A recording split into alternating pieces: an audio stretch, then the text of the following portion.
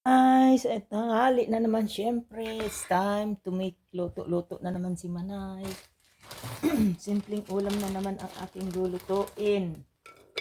Siyempre, labas ang tiyan. Magdadaing ako, daing. At yan. Tawag nila sa Bisaya ay bulad. Bulad na sapsap. Sapsap.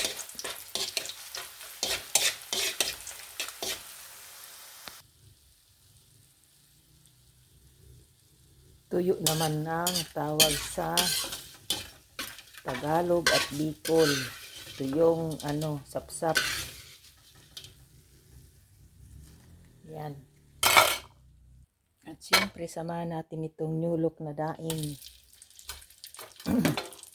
Ang pinakamasarap na daing sa Bicol. Siyempre gagawa tayo ng side dish. Ayan, luto na siya. Ito ang kapartner niya ay mainit. Gulay. Ayan. Diba? Namitas ako ng malunggay dyan. At tumubo na siya. Tara, magmukbang tayo guys. Yan ang tanghalian at timumukbang ni Manay.